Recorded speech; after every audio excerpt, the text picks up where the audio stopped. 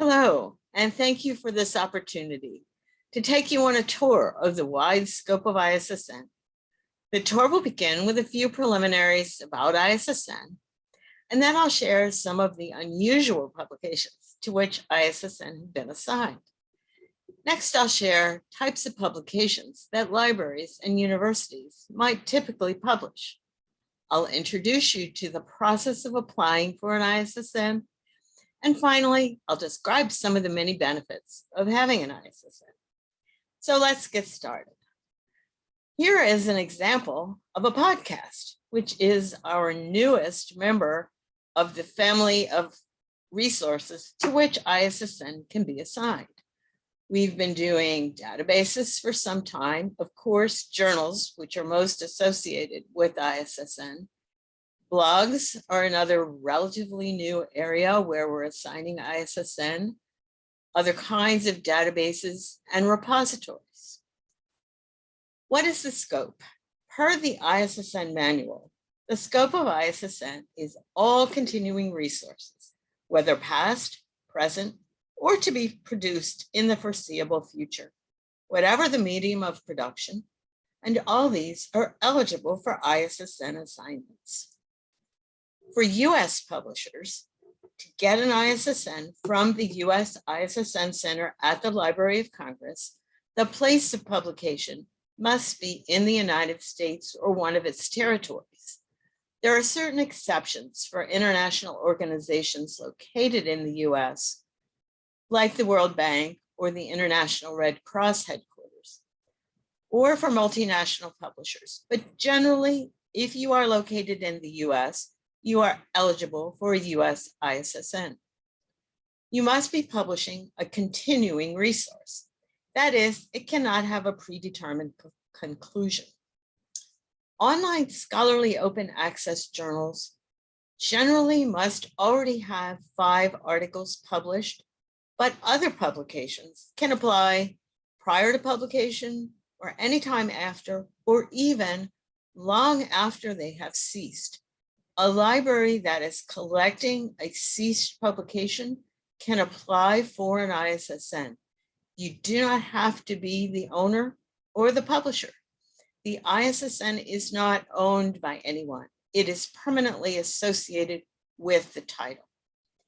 If you publish in print, you must send a sample copy to the Library of Congress. We provide a mailing label before we can start working on your application.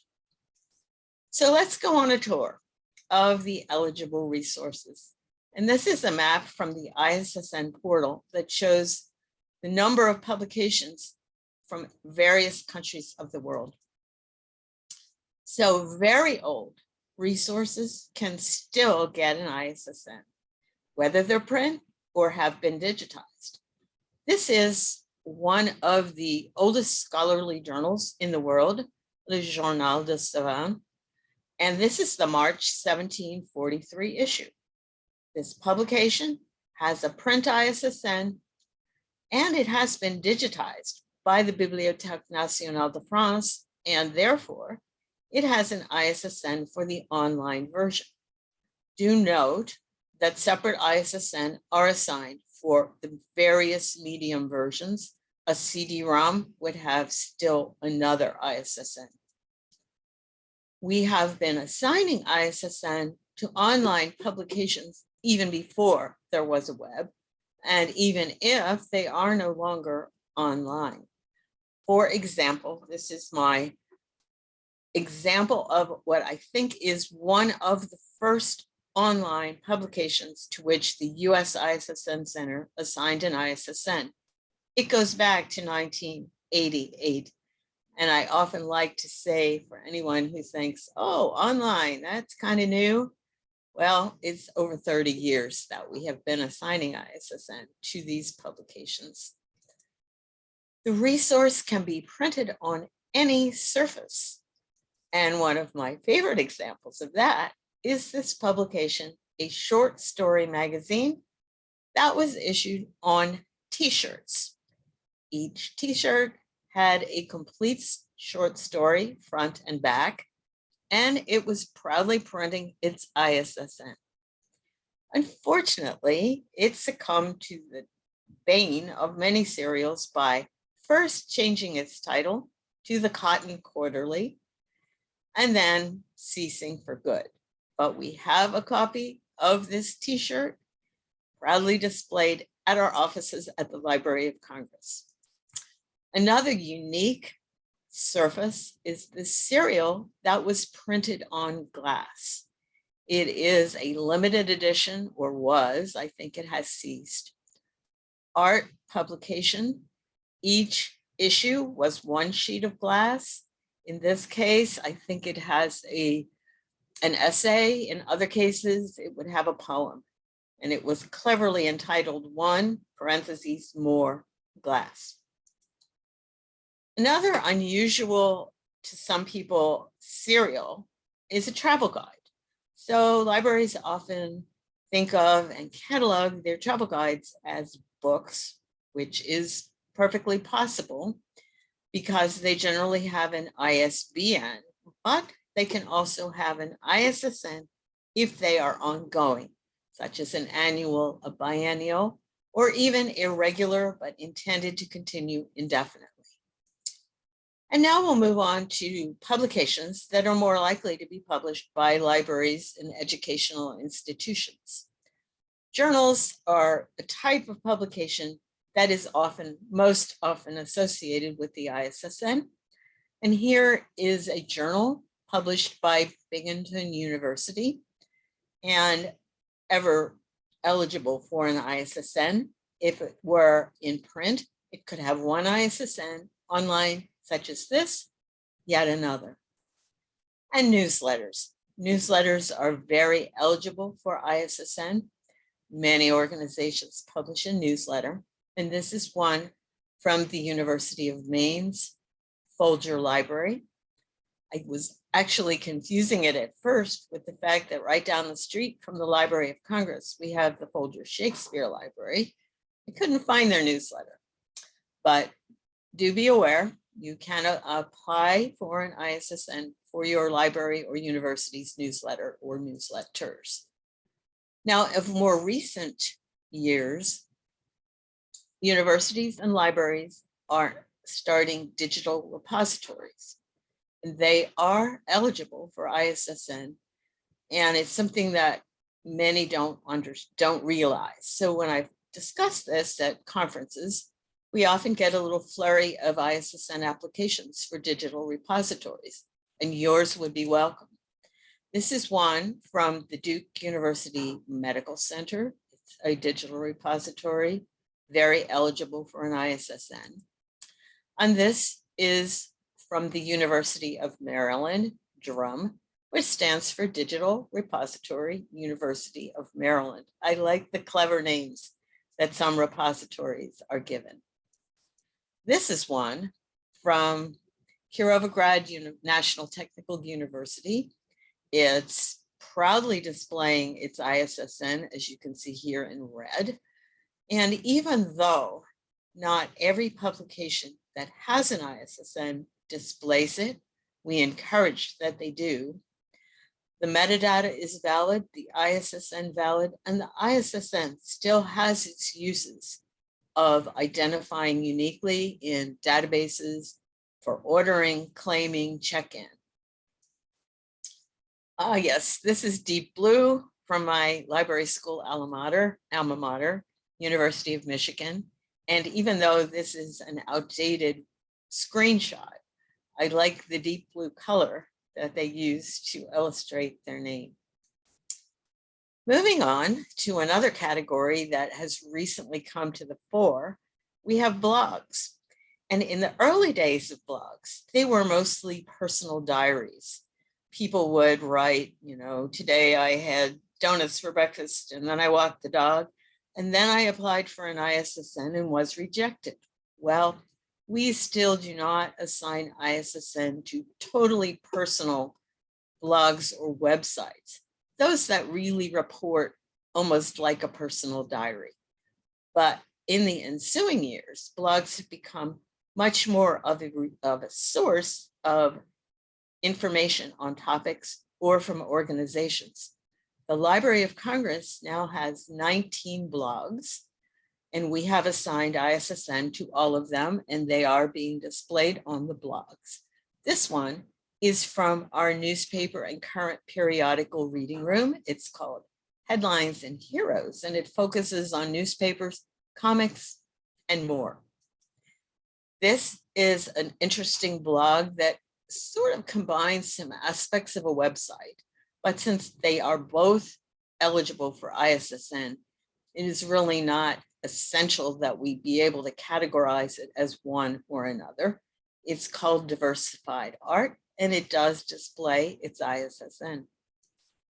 And here we have yet another blog called Anthropological Materialism, yet another case of a very topical and almost citation-worthy blog, and therefore we are assigning these kinds of blogs that have topical interest, that have content that could be cited. They are all eligible for an ISSN. Databases, too, are ongoing. They are often continually updated, and they are eligible for ISSN. This example is Project Muse, which started out and is still under the auspices of Johns Hopkins University. Here is a title that I always think of when I'm looking for an example of a database because it's clever and unusual. It's called Worm Base, and it's a very serious database about worm biology, but it sticks in my mind as a good example. Conference proceedings are yet another type of ongoing resource that libraries might publish, and that this type is very eligible for an ISSN, even though often serials catalogers shudder to catalog them because they are fairly unstable in terms of the name of the conference, the title of the publication, and even that they move around. And this year, Iowa State's going to publish it. Maybe next year, another university, maybe they'll hop over the ocean to a university abroad. ISSN stays the same, regardless of where they're published, but we might have to transfer responsibility to another ISSN center. ISSN changes when there's a major change of title, not place, not publisher. Here's another example of a conference proceeding published in Czechoslovakia or in the Czech Republic and proudly displaying its ISSN. Monographic series presents some interesting cataloging challenges because they really are a layered kind of publication.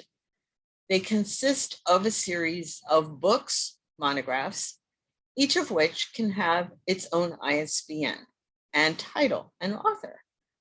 But they also have a collective series title, in this case, Acta Hyperborea, to which an ISSN is assigned. And again, many universities publish series. They are eligible for ISSN. And the newest member of the ISSN scope family is podcasts. And podcasts are eligible now for an ISSN. We in the US are still working out all the elements of the catalog record. Our colleagues in New Zealand seem to have figured this out a little sooner, and they have the most podcasts registered in the international database. But I hope to catch up, and we may do a project where we identify key podcasts, assign ISSN, and notify the publisher, which is something we can do. We don't only have to assign an ISSN at the request of the publisher. We can take the initiative, or a library, such as a concert library, can ask for an ISSN. Anytime the publisher hasn't requested the ISSN, we send an email letting them know, here's your ISSN, here's how to use it. Speaking of which, it's now time that I'd like to tell you how you can apply for ISSN. Our ISSN system is called ISSN Uplink, and the link to it is located on the US ISSN website, loc.gov/ISSN. Not to be confused with the website of the ISSN International Center, where you should not try to obtain an ISSN for a US publication. So ISSN.org is a great site to subscribe to ISSN products and services, but not to obtain a US ISSN. You will possibly end up down a rabbit hole, finding your national center and being confused about possibly having to use a system on this page to apply. So once you are on the US ISSN Center page, you will create an ISSN uplink account by providing an email address. We need a personal email address. I don't mean your Gmail, but your address at your organization. And then the questions will step you through information about your organization, and you will be able to assemble a team of other people who can all use the account to apply for ISSN for your organization's publications.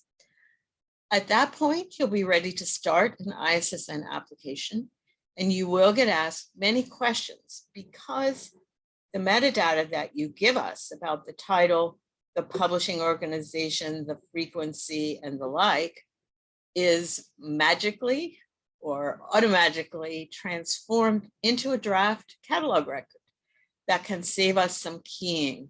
We will update that record into following all the cataloging rules and create a record for your publication that will be in multiple databases, which brings me to the benefits. First and foremost, you will have a unique identifier that uses a recognized international standard identifier. ISSN is used and recognized all over the world. You will get exposure for your publication in national and international databases. The ISSN portal is accessible through ISSN.org or portal.issn.org. OCLC WorldCat, that is the database that we start our record creation at the US ISSN Center as members of CONSER, and then the records migrate to the LC catalog. Other indexes might pick up your metadata from the portal or WorldCat. The LC catalog is a special situation because only publications that are selected for the LC catalog are visible to outsiders using the OPAC. Library catalogers can see the records for ISSN for titles that are not selected for the collection. And sadly, we cannot put every publication to which we assign an ISSN into the LC collection because there are limited collection policies. We would have to move out if all US publications, as is the common myth, are housed at the Library of Congress. Unfortunately, only selected publications can be possibly in our collection and visible in our catalog. But if they are selected, they are then eligible, if they are digital, to be preserved in LC archives and crawled on the web to keep the content of ongoing publications current. So I'm going to close with a little vision of the future that is actually from a cartoon of the past and a quote of the past. Doesn't this look futuristic? Well, we would still assign it ISSN because it is described in 1994 in a quote from Arthur Sulzberger Jr. about the New York Times. He was the publisher. And he said, yep, you can get it on newsprint. You can get it on CD-ROM if you really want it that way. I'll try to meet the need. The internet, which was a relatively new delivery system, he said, hell, that's fine. If somebody would be kind enough to invent a technology, I'll be pleased to beam it directly into your cortex. We'll have the City Edition, the Late City Edition, and the Mind Meld Edition. And I think this qualifies as a good example of a mind meld edition. And if such an edition should be published, it will be eligible for an ISSN, and we will be there to give it one. Thank you.